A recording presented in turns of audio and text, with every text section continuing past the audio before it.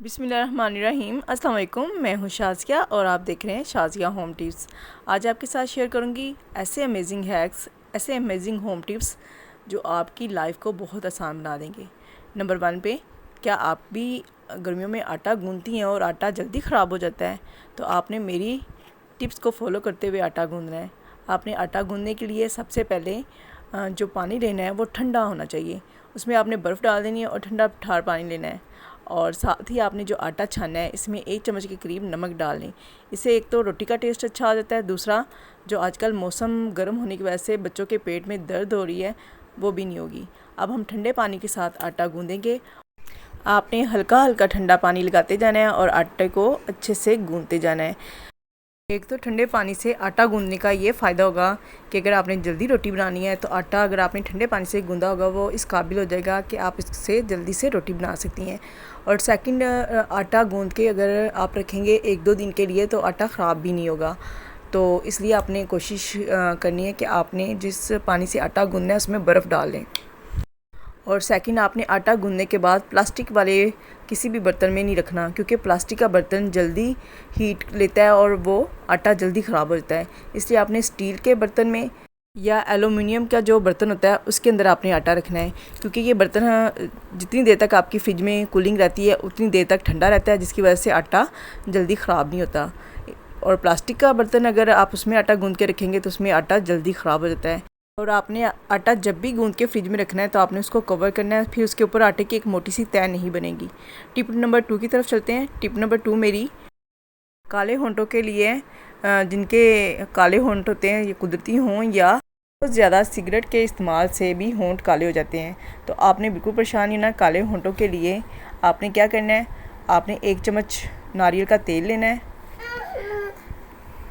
ये तकरीबन हर घर में मौजूद होता है। आपने 1 चम्मच ये लेना है और साथ ही आपने आधी चम्मच के करीब हल्दी पाउडर, जो घरों में हम खाने में इस्तेमाल करते हैं, वो आपने डालना है। और इसके बाद आपने 1 चम्मच के करीब चीनी इसमें डाल देंगे और फिर इसको अच्छे से मिक्स करेंगे। मिक्स करने के बाद एक गाढ़ा सा हमारे पास मिक्सचर बन जाएगा।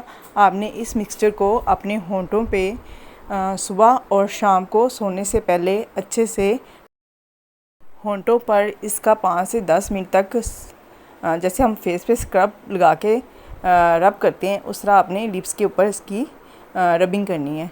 उससे क्या होगा कि जो उसके ऊपर एक्स्ट्रा होंठ ड्राई हो जाते हैं, छिलके से बन जाते हैं, वो भी उतर जाएंगे। और इसके अलावा आहिस्ता आहिस्ता क्या होगा, आपके होंठ जो हैं वो पिंक होना शुरू हो जाएंगे। और आपने इस अमल को कंटिन्यूसली करना है, गैप नहीं देना। अगर आप मुसलसल करेंगे तो फिर आपको इसका अच्छा रिज़ल्ट मिलेगा।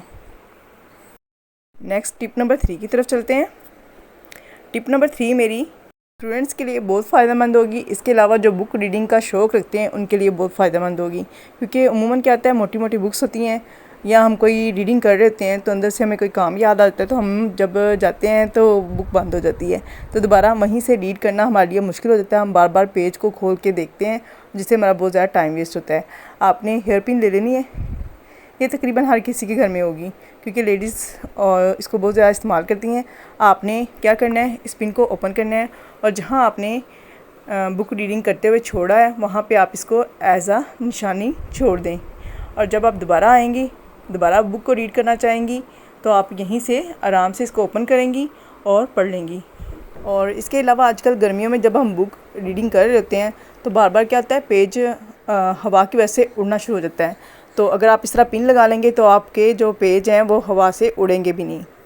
टिप नंबर 4 में मैं आपको लेमन का रीयूज़ बताऊँगी। ऐसा होता है कि हम लेमन जब इस्तेमाल करते हैं, कटिंग करते हैं, जितना हमें चाहिए होता है हम इस्तेमाल कर लेते हैं, बाकी जो हाफ़ लेमन बच जाता है वो क्या हो जाता है, ख़राब हो जाता है। आपने लेमन को काटते हुए इसकी कैप बना लेनी है और कैप को ऊपर लगा लेना है और टूथपिन के साथ इसको आपने कवर कर देना है। अब आप जब चाहें, जितना चाहें लेमन को इस्तेमाल कर सकते हैं, बाकी आपका लेमन ख़राब नहीं होगा। टिप नंबर 5 भी मेरी बहुत अमेजिंग है। जैसे कि हम घर में लेज़ या कुछ इस तरह के पैकेट में चीज़ें इस्तेमाल करते हैं, उसमें से क्या होता है, हाफ़ चीज़ें हम इस्तेमाल कर लेते हैं, हाफ़ हमारी पैकेट के अंदर होती हैं। और ऐसा होता है कि ये हमारी ज़्यादा देर या लंबे अरसे तक इसी तरह पैकेट में रहती हैं। तो इस तरह ओपन पैकेट रहे तो क्या होता है, या तो इसमें नमी आ जाती है या फिर चुंटियाँ वगैरह या इस तरह की चीज़ें जो होती हैं वो इनको ख़राब कर देती हैं। और इसी तरह जब हम खाने पीने की चीज़ें जैसे लेस बड़े पैकेट लेके आते हैं तो उसमें से कुछ खा लेते हैं, बाकी हमारा बच जाता है। तो आपने क्या करना है, इसको ऊपर से रोल करना है और रोल करने के बाद आपने हेयर पिन जो होती है उसके साथ आपने ओपन करके हेयर पिन को आपने इस तरह इसको लगा देना है। लगाने के बाद क्या होगा, ये हमारा ना तो इसके अंदर हवा जाएगी, ना ही इसमें नमी आएगी और ना ही चूंटियाँ वगैरह इसमें जाकर हमारी इन खाने पीने वाली चीज़ों को ख़राब करेंगी। मुझे उम्मीद है कि आपको मेरी ये भी टिप पसंद आई होगी। तो आपने क्या करना है, कमेंट्स में लाजमी बताना है कि कौन सी टिप ज़्यादा पसंद आई। टिप नंबर 6 मेरी कपड़े इस्त्री करने के बारे में है। अगर आप चाहते हैं कि आप धोबी जैसे कपड़े इस्त्री करें, आपको पता है धोबी के पास जब हम कपड़े लेके आते हैं कितने मज़े के उसने इस्त्री किए होते हैं, कोई इसमें सिलवट नहीं होती। कॉटन के कपड़े इस्त्री करना बहुत मुश्किल टास्क लगता है, लेकिन अगर आप मेरे तरीके से कॉटन के कपड़े इस्त्री करेंगी तो कोई आइडेंटिफाई नहीं कर पाएगा कि आपने कपड़े इस्त्री किए हैं या धोबी ने, क्योंकि इतने परफेक्ट आप करेंगी। आपने क्या करना है, पहले सारे कपड़ों को अच्छे से पानी लगा लेना है। पानी लगाने के बाद इनको गीला करने के बाद, नम करने के बाद आपने इनको अच्छे से दबा के प्रेस करके एक साइड पे रख देना है। आपने पानी लगाने के बाद 3 से 4 मिनट तक इसको लाजमी रेस्ट देनी है ताकि कपड़ा जो है वो अच्छे से गीला हो जाए और नरम हो जाए। धोबी जो है वो भी बिल्कुल ऐसे करता है, वो कपड़ों को पानी एक दफ़ा लगा लेता है और रखते जाता है और फिर वहीं से स्टार्ट देता है जहाँ से उसने कपड़ों को पानी लगाया होता है। तो सेम हम ऐसे करेंगे, कपड़ों को पानी लगा के रख देंगे और रखने के बाद आपने क्या करना है, इनको दबा के इस तरह फोल्ड करके आपने एक साइड पे रख देना है। और तब तक मैं आपको दिखाती हूँ कि आपने क्या करना है। आपने जहाँ पे कपड़े इस्त्री करने हैं वहाँ आपकी फ़र्स्ट तो आपका जो टेबल है वो लकड़ी का हो, और सेकंड आपने देखिए मैंने इसके ऊपर एक मोटा कपड़ा बिछाया हुआ है और फिर इसके ऊपर मैंने एक खेस बिछाया हुआ है, यानी 2 कपड़े मैंने बिछाए हुए हैं। टेबल भी लकड़ी का है और 2 कपड़े भी मोटे हैं। जितना कपड़ा आपका मोटा होगा उतना कपड़े प्रेस करते हुए आपको आसानी रहेगी, कपड़े अच्छे प्रेस होंगे। और ये मेरे पास एलुमिनियम फॉयल है। आपने कपड़े इस्त्री करते हुए क्या करना है, इसको नीचे बिछा लेना है। इससे आपकी जो बचत है वो होगी। कैसे बचत होगी, आप जब इसको बिछा के कपड़े इस्त्री करेंगी तो ये भी गर्म हो जाएगी। जब ये गर्म होगी आप ऊपर वाली तह को इस्त्री करेंगी, नीचे वाली तह को इस्त्री करने की ज़रूरत ही नहीं पड़ेगी, क्योंकि ये फॉल जो होती है वो गर्म हो जाती है और गर्म होने की वजह से कपड़े इसकी वजह से सीधा होना शुरू हो जाते हैं। तो जहाँ हमने कपड़े तकरीबन 10 से 15 मिनट में करने हैं, वहाँ आपके कपड़े 5 मिनट में इस्त्री हो जाएंगे, यानी यहाँ पे आपकी बिजली की बचत भी होगी। तो अब ये देखिए, जैसे जैसे मैं इसके ऊपर इस्त्री मारूंगी आप देखेंगी कि इतनी मज़ेदार सी इस्त्री होगी, सिलवटें बिल्कुल नहीं होंगी, बिल्कुल ऐसा लगेगा जैसे किसी धोबी ने कपड़े इस्त्री किए हों। और कॉटन के कपड़े इस्त्री करने के लिए आपने लाजमी इसको करना है कि पहले आपने इनको अच्छे से शावर के साथ नम कर लेना है। देखिए कितना अच्छा इस्त्री हुआ है। मैं इसी तरह सारी इस्त्री कर लूँगी और आप ख़ुद भी ऑब्ज़र्व करेंगे कि जब आप इस्त्री करेंगे नीचे जो हमने एलुमिनियम की फॉइल रखी हुई है वो गर्म होना शुरू हो जाएगी, और गर्म होने की वजह से कपड़े की नीचे वाली तह पे आपको इस्त्री करने की बिल्कुल ज़रूरत नहीं पड़ेगी। अब देखिए अल्हम्दुलिल्लाह कितने अच्छे से कपड़े इस्त्री हो रहे हैं और मैं आपको लाइव दिखा रही हूँ। कहीं मैंने इसलिए वीडियो को स्किप नहीं किया, वीडियो को फॉरवर्ड नहीं किया ताकि आपको क्लियर नज़र आए। आप भी इसी तरीके से इसी पॉइंट को फॉलो करते हुए कपड़े इस्त्री कीजिएगा। इंशाल्लाह आपके भी कपड़े बहुत अच्छे इस्त्री होंगे और साथ साथ आपकी बचत भी होगी। इसके अलावा जब आप कपड़े वॉश करती हैं तो आपने क्या करना है, कपड़ों को अच्छे से झटक के आपने हैंगर में लटका देना। उससे क्या होता है कि सिलवटें कम पड़ती हैं।